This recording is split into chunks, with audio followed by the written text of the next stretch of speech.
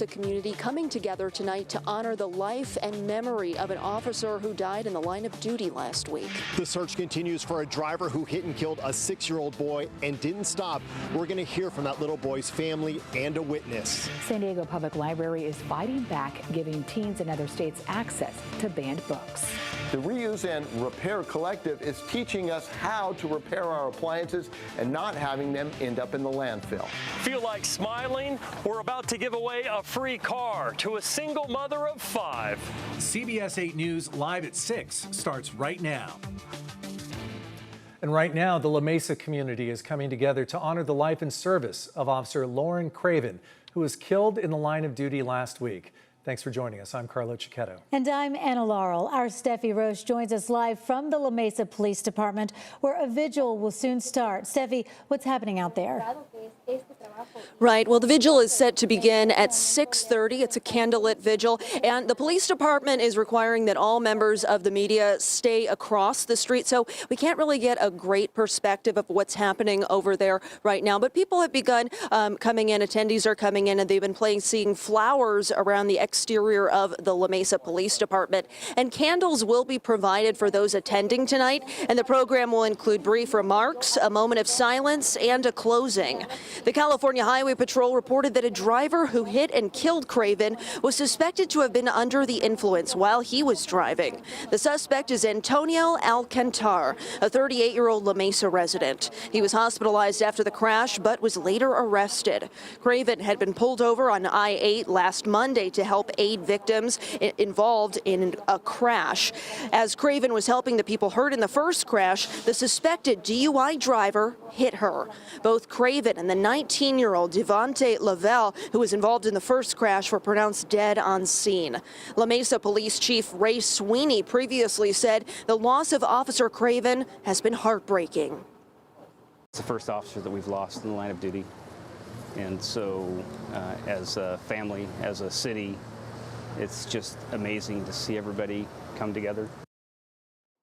Meanwhile, tomorrow, Craven's funeral procession will depart Snapdragon Stadium at 7:30 a.m. The procession, which is for law enforcement only, is expected to include over 700 vehicles. And drivers in that area should expect road closures and likely need to take alternate routes. We'll have more information on those potential road impacts on our website at cbs8.com.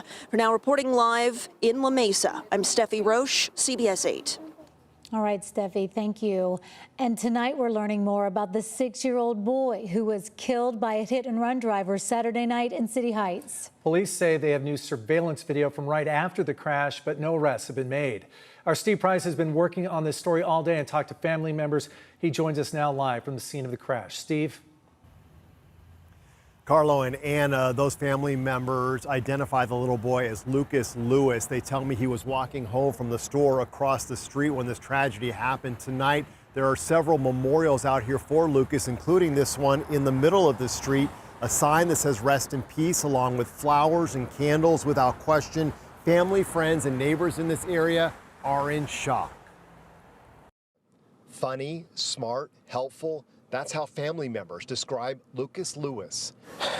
His mom too distraught to talk about her 6-year-old son. He loves people. Asked her daughter to speak to us about Lucas on her behalf. He wished for be a police to save people around the world. Lucas was killed Saturday night by a hit-and-run driver while crossing University Avenue near 54th Street in City Heights. I haven't slept for 2 days. When I try to go to sleep, unfortunately, I see the child that's in the accident, and it's very sad. Christopher Fiesta asked us not to show his face, but he saw the whole thing, and when the car that hit Lucas took off, he chased it. Unfortunately, I was chasing a set of taillights and quickly lost him while I was on the phone with dispatch. Family members say Lucas and an adult female roommate were walking home from the market across the street when it happened. They were in the median and a truck in the lane closest to them stopped to let them cross. Lucas passed the truck but then was hit by a car in the right lane. The truck stopped and proceeded to let the family across.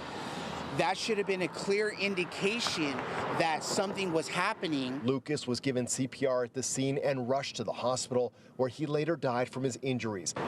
Back at the scene today, detectives were gathering surveillance videos and talking to witnesses. We're doing everything we can to find this person. Lieutenant Travis Easter says they are still working on a car description and following up on leads, but in the meantime, they hope the person responsible for Lucas's death turns themselves in. Do the right thing. Do the right thing. Reach out to us.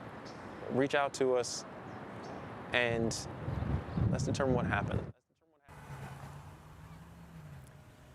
So at this point, all we really know about that car involved is that it has extensive front end damage. If you have any information, you are asked to call police or Crime Stoppers. Anna and Carlo.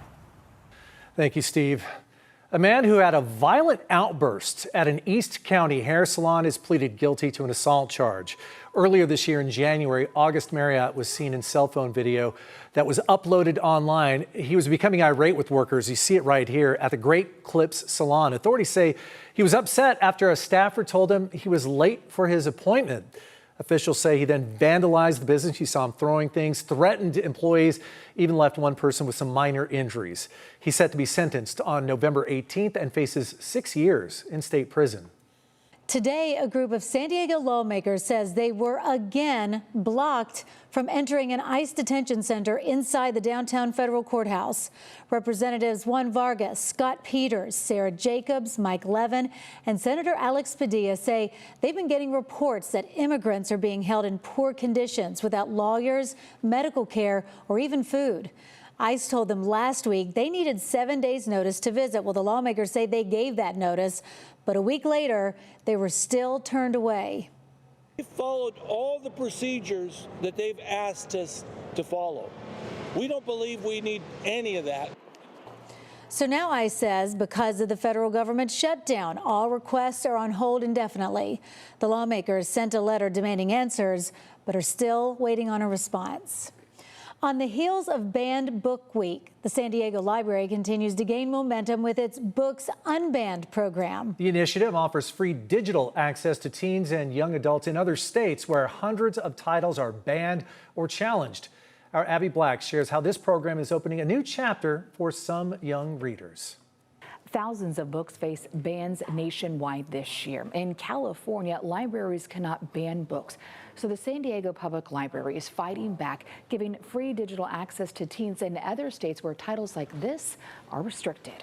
Harry Potter, To Kill a Mockingbird, All Boys Aren't Blue, and Genderqueer are among more than the 6,000 titles on banned book lists across the country. The literary advocacy group PEN America reports most target LGBTQ+ and racial content. It's really silencing particular communities, artists and creators who are putting together stories about their own lives and about lives that the rest of us are able to tap into and learn from. Patrick Stewart is the CEO of the San Diego Library Foundation. The nonprofit joined libraries in Brooklyn, Boston, LA, Long Beach, and Seattle in a program called Books Unbanned, offering free digital library cards to teens and young adults nationwide. This gives a young person in Oklahoma, for example, access to those 275 books available through the San Diego Public Library. He says more than 7,000 people have signed up with about 1,500 checkouts over 2 years. Most of them in the most heavily banned areas, so like Texas and Missouri and Florida and Georgia. But as of January, California law bars public libraries from banning books based on race, gender identity, or sexual orientation. Stewart shared stories from the teens who signed up from states without protections. If I was caught bringing this book home into my house, my stepfather would kick me out.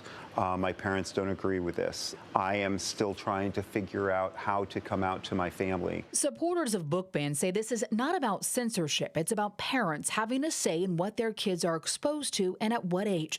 Libraries and schools in San Diego County have even faced backlash. I suggest the books already mentioned be pulled from the schools immediately. The program is entirely funded by donations. Stewart says that no tax dollars are used. For every digital book checked out, the foundation purchases copies to replenish San Diego's collection. Out-of-state teens can sign up for free. Go to cbs8.com and click on the help button.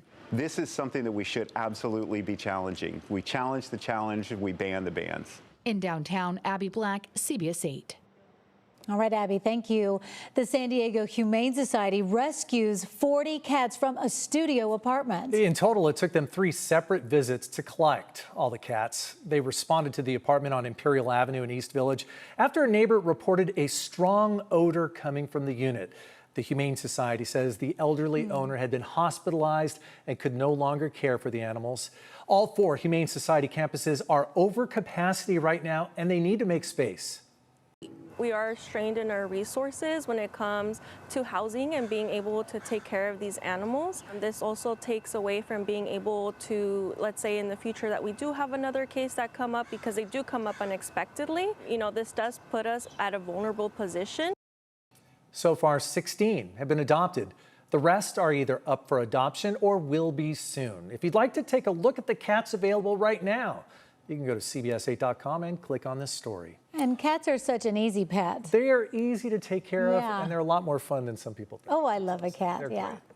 Could 2 Democrats be hinting at jumping into the 2028 presidential race? We've got the latest comments from Governor Newsom and former Vice President Harris up next.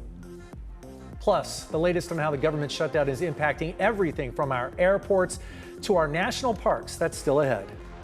It was a pretty mild start to our week. We had widespread 70s across the county when it came to our daytime highs, but we're going warmer than usual and looking at weather impact alert days starting tomorrow. Well, your complete forecast is coming up.